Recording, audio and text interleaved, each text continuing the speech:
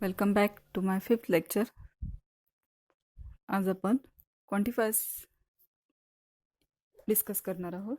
Quantifiers means the symbols used to denote a group of words or a phrase. म्हणजेच काय, तर एखाद्या शब्दसमूहासाठी किंवा एखाद्या वाक्यांशासाठी एखादा सिम्बॉल यूज करणं म्हणजे क्वांटिफायर. तर यामध्ये एक टाईप पडतो जो आहे युनिव्हर्सल क्वांटिफायर, की अपसाइड डाऊन ए या सिम्बॉलला काय म्हटलं जातं, ऑल व्हॅल्यूज ऑफ किंवा फॉर एव्हरी व्हॅल्यू. मग या सिम्बॉललाच काय म्हटलं जातं, युनिव्हर्सल क्वांटिफायर. ओके, नेक्स्ट पाहूया. यासाठी एक्झाम्पल दिले पहा. ए इक्वल्स टू 1 2 3. 1 2 3 या एलिमेंटचं हे कलेक्शन आहे आणि त्यामधल्या एलिमेंटसाठी जर एक्स लेस दॅन 4 ही कंडिशन सॅटिस्फाय करत असेल, तर आपण म्हणू शकतो हे स्टेटमेंट काय आहे, ट्रू आहे. पण for every value, all values of, म्हणून 1 2 आणि 3 या तिन्ही एलिमेंटसाठी हे स्टेटमेंट ट्रू झालं पाहिजे. तर हे ट्रू होतंय का पाहूया आपण. 1 यूज केला एक्समध्ये, तर काय मिळेल आपल्याला, 1 is also less than 4, 2 is also less than 4 and 3 is also strictly less than 4. So it is true statement. Next type आहे quantifiers. Existential quantifiers. मग आता एक्झिस्टेन्शियल क्वांटिफायरमध्ये काय, तर देअर एक्झिस्ट या शब्दासाठी किंवा या वर्डसाठी आपण बॅकवर्ड ई हा वर्ड यूज करतो, म्हणून याला काय म्हणायचं आहे, एक्झिस्टेन्शियल क्वांटिफायर. मग ई वरून तुम्ही लक्षात ठेवू शकता एक्झिस्टेन्शियल क्वांटिफायर. ओके, नेक्स्ट पहा. ते एक्झाम्पल दिले. ए मध्ये 4 14 66 अँड 70 असे एलिमेंट्स आहेत आणि स्टेटमेंट पी स्टेटमेंट काय दिले, there exist x belongs to A such that x is an odd number. X हा ऑड नंबर असला पाहिजे. तर एक्स कुठे बिलॉंग करतो, तर ए मध्ये एलिमेंट्स काय आहेत, 4 to 70 असे नंबर दिलेले आहेत, 4च नंबर दिले. मग प्रत्येक एलिमेंट आपण एक्स मध्ये पुट करून बघूया, ऑड होतोय का, नाही. 4 is even, 14 66 70 all are even numbers, therefore it is false statement. We can say it is false statement. जर या ए मध्ये एक जरी एलिमेंट इवन नंबर असता, ऑड नंबर असता, तर हे स्टेटमेंट काय झालं असतं, ट्रू झालं असतं. ओके, पण इथे एक्झिस्टेन्शियल क्वांटिफायरचा मिनिंग काय आहे, तर ए मध्ये एकतरी एलिमेंट असला पाहिजे की जो कंडिशन सॅटिस्फाय करतो. ओके, नेक्स्ट पाहूया.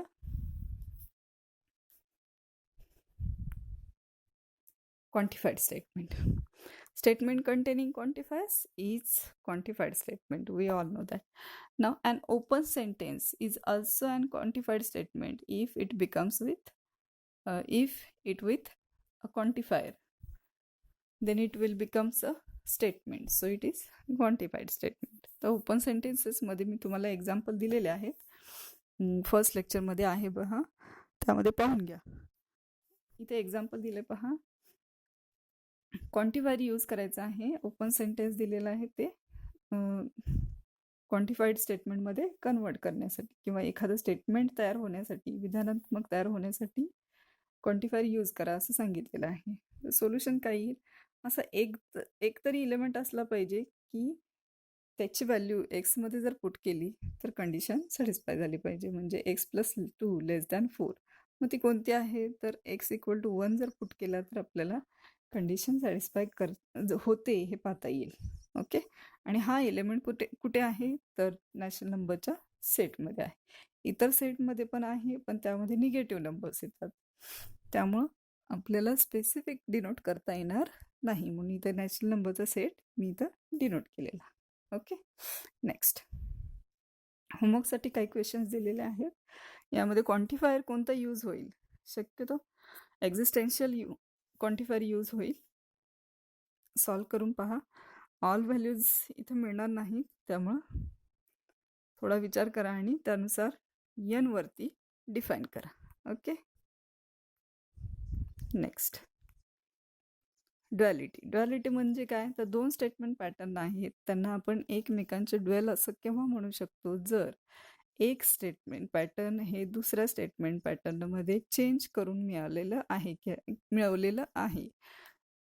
की लॉजिकल कनेक्टिव्ह चेंज केलेलं आहे. कोणते? अँड बाय ऑर आणि ऑर बाय अँड. यामध्ये टी सुद्धा रिप्लेस केलं जातं सीने आणि सी बाय टी. मग टी म्हणजे काय, तर टोटॉलॉजी. सी म्हणजे काय, तर कॉन्ट्राडिक्शन. ओके, मग यासाठी काही रिमार्क्स दिलेले आहेत. पहिला रिमार्क काय आहे, निगेशन हे ड्वेल फाइंड आउट करताना चेंज करायचं नाही. Dual of dual is the statement itself. आता इथं तुम्ही पाहू शकता पी अँड क्यूचं मी फर्स्ट ड्वेल तयार केलं तर काय मिळेल, पी ऑर क्यू. काय रिप्लेस करायचं आहे, and by or. Okay, second dual केलं तर काय मिळेल, ऑर रिप्लेस करायचं आहे अँडनी, म्हणून पी अँड क्यू. म्हणजेच काय मिळालं, ओरिजिनल स्टेटमेंट मिळालं. म्हणजेच dual of dual is the statement itself. Third दिलेलं आहे, स्पेशल स्टेटमेंट्स टॉटॉलॉजी आणि contradiction are duals of each other. We all know that. T is also changed by false and false by true. Okay, तर principle of duality दिलेला आहे, हा सिलेबसला नाही आहे, पण इथं पूर्वीच्या सिलेबसमध्ये होता. चुकून कदाचित जर एखादं ऑब्जेक्टिव्ह टाईपला जर आलं तर आपल्याला माहिती असलं पाहिजे. तर निगेशन अँड ऑर हे लॉजिकल कनेक्टिव्ह असलेलं S1 हे स्टेटमेंट पॅटर्न आहे किंवा कंपाऊंड स्टेटमेंट आहे, आणि S2 त्यामध्ये चेंज करून मिळवलेलं आहे. अँड बाय ऑर आणि ऑर बाय अँड हे S1 मधले चेंज करून जर मिळालं असेल तर S1 हे टोटॉलॉजी होतं if and only if S2 हे कॉन्ट्राडिक्शन असेल तर. ओके, नेक्स्ट पाहूया.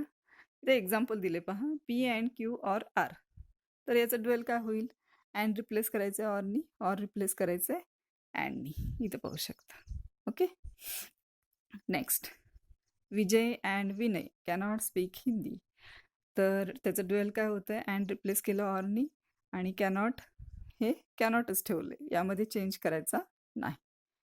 इथे क्वेश्चन्स दिलेले आहेत, याचे ड्वेल करा.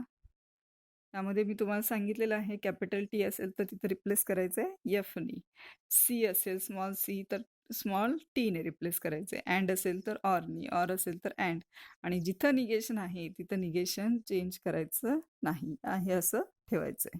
सॉल्व करा, काही शंका आली तर मला विचारू शकता. Okay, next, negation of compound statement. Negation of compound स्टेटमेंटमध्ये पहिला आहे negation of conjunction. Negation of P and Q equivalent to negation P or negation Q. म्हणजेच काय, पी आणि क्यूचं जर कंजंक्शन असेल आणि त्याचं निगेशन करायचं असेल तर पी आणि क्यूचं सेपरेट निगेशन करा आणि कंजंक्शनचं डिसजंक्शनमध्ये कन्व्हर्जन. तोच रूल होतो डिसजंक्शनसाठी. ओके, नेक्स्ट बघा, निगेशन ऑफ निगेशन. आता ड्वेलमध्ये जसं होतं तसंच negation of negation is the statement it self. ज्या स्टेटमेंटचं आपण निगेशन दोनदा करतो ते तेव्हा ओरिजिनल स्टेटमेंट ऑटोमॅटिकली मिळतं आपल्याला. आता कंडिशनल स्टेटमेंटचं निगेशन काय, तर negation of P implies Q equivalent to P and negation Q. म्हणजेच काय, पी बट नॉट क्यू. बाय कंडिशनलमध्ये काय येतं, P but not Q or Q but not P. आता इथं अँडसाठी मी शब्द काय वापरलाय, बट. ओके, नेक्स्ट पहा, negation of quantified statement. While finding the negations of quantified statements, the word all is replaced by some and some is replaced by all. आणि existential असेल तर युनिव्हर्सल, युनिव्हर्सल असेल तर एक्झिस्टेन्शियल क्वांटिफायर यूज करायचा. पुढे पहा, write the negations of following statement. All equilateral triangles are isosceles. मग याचं निगेशन काय होईल, सम. ऑल रिप्लेस मी केलं समने, आणि आर आहे तिथं लिहिलंय or R not. Okay, negation असल्यामुळं आर नॉट. सम रिप्लेस करणार आहोत ऑलनी, आर नॉट ऑलरेडी आहे, फक्त नॉट काढून टाका. ओके, त्याच पद्धतीनं युनिव्हर्सल इथं आहे तर एक्झिस्टेन्शियल यूज करा आणि इजच्या जागेवर इज नॉट यूज करा.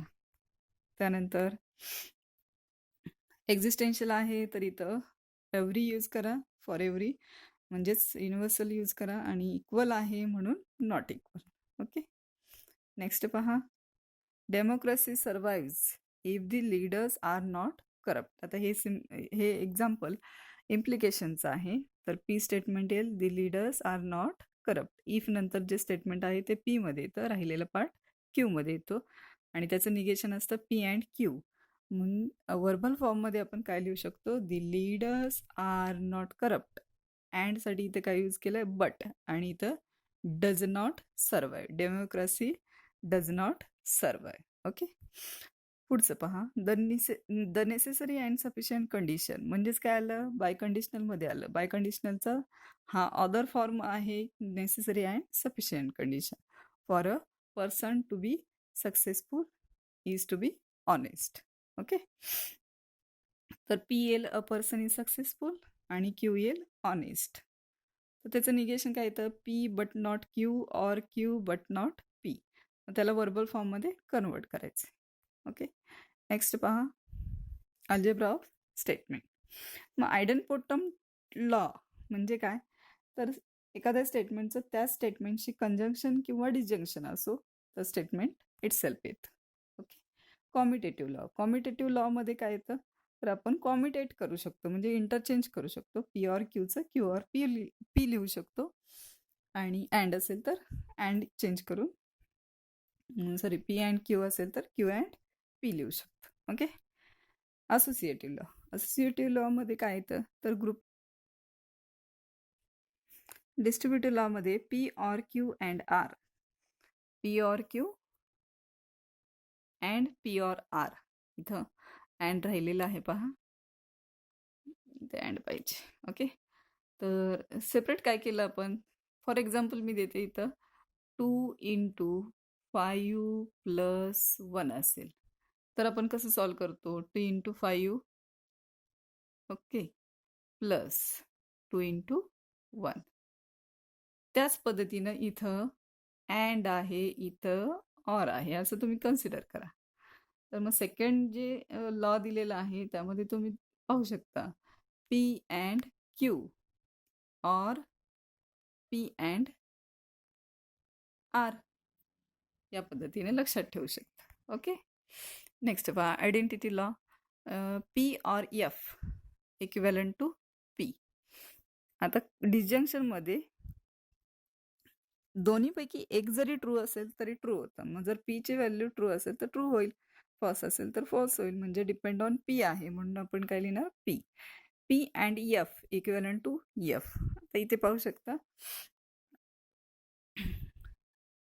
दोन्ही फॉल्स असतील तर फॉल्स होईल, दोन्ही ट्रू असतील तर ट्रू होईल, बाकी सगळे फॉल्स असतात. म्हणजे एक जरी फॉल्स असेल अँडमध्ये किंवा कंजंक्शनमध्ये तर त्याची व्हॅल्यू ट्रू फॉल्स होते म्हणून हे फॉल्स होते. नेक्स्ट पहा, पी ऑर टी. तर डिजंक्शनमध्ये एक जरी ट्रू व्हॅल्यू असेल तरी ट्रू होतं, त्यामुळं इथं पीची व्हॅल्यू काही जरी असली तरी आन्सर काय येणार आहे, ट्रू होणार आहे. P and T. आता कंजंक्शनमध्ये काय आहे, दोन्हीपैकी एक जरी फॉल्स असेल तर फॉल्स होतं. म्हणजे जर पीची व्हॅल्यू फॉल्स असेल तर फॉल्स होईल, म्हणून डिपेंड ऑन पी आहे म्हणून आन्सर काय येणार, फॉल्स. ओके. नेक्स्ट पहा, complement law. P or negation P equivalent to T. P and negation P equivalent to false. कारण कंजंक्शन आणि डिसजंक्शनचा रूल आपल्याला माहिती आहे की दोन्हीपैकी एक जरी ट्रू असेल तर ट्रू होतं आणि कंजंक्शनमध्ये दोन्हीपैकी एक जरी फॉल्स असेल तर फॉल्स होतं. आता पी जर ट्रू असेल तर हे फॉल्स होणार आहे किंवा फॉल्स असेल तर काय होणार आहे, ट्रू होणार आहे. म्हणजे एक तरी फॉल्स त्यामध्ये असणार म्हणून हे टोटली काय होतं, false. Okay. Next, involution law. टीचं निगेशन माहिती आहे आपल्याला, एफ असतं, एफचं टी, आणि निगेशन ऑफ निगेशन काय येतं, original statement. De Morgan's law. negation of p or q equivalent to negation p and negation q. negation of p and q equivalent to negation p or negation q. म्हणजे separate negation करायचं आणि and असेल तर or करायचं, or असेल तर and replace करायचं. Next पहा, absorption law. P or P and Q यामध्ये 2 वेळा पी आलेला आहे, त्यामुळे आपण इथं एकदाच पी लिहितोय. इथं सुद्धा P and P or Q म्हणून काय आलं, पी. म्हणजे ॲब्सॉर्प्शन होते. क्यू हा निघूनच जातो, राहते काय फक्त पी. त्याच्याच ऐवजी आपण इथं कन्सिडर करा Q or Q and P असतं. ओके, मग काय मी लिहिलं असतं, क्यू लिहिलं असतं. ॲब्सॉर्ब होतं ना पी. त्याच पद्धतीनं जर Q and Q or P असतं. ओके, तर काय मिळालं असतं आपल्याला, क्यूच मिळालं असतं. पीचं काय होतं, ॲब्सॉर्प्शन होतं. ओके, नेक्स्ट पहा. नेक्स्ट लॉ आहे conditional law. P implies Q equivalent to negation P or Q. आता पीच इम्प्लिकेशनचं निगेशन काय असतं, negation of P implies Q equivalent to काय असतं, पी अँड निगेशन क्यू. मग आता याचं निगेशन पुन्हा केलं तर आपल्याला काय मिळेल, याचं निगेशन करा, काय मिळेल, निगेशन पी ऑर क्यू. बरोबर, निगेशन काय होईल, व्हॅनिश होईल.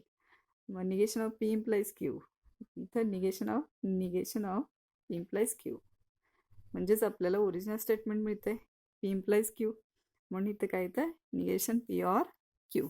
P double implication Q equivalent to काय होणार आहे, negation P or Q and negation Q or P. यामध्ये सुद्धा त्याच पद्धतीने सॉल्व करायचं आहे. Negation P but negation P or Q but किंवा बट नाहीच इथे यूज करता येत, अँडच यूज केलं पाहिजे, negation Q or P. Okay, पुढे पहा. Without using truth table show that P and Q or negation P equivalent to P and Q. तर इथं मी LHS लिहून घेतली. LHS घेतल्यानंतर पुढे मग डिस्ट्रीब्यूट केलं. पीने जसं आपण आतमध्ये मल्टिप्लाय करतो, 2ने जसं मग अशी 5ला आणि 1ला मल्टिप्लाय केलं, त्या पद्धतीने इथं मल्टिप्लाय करायचं, म्हणजेच P and Q or P and negation P. P and Q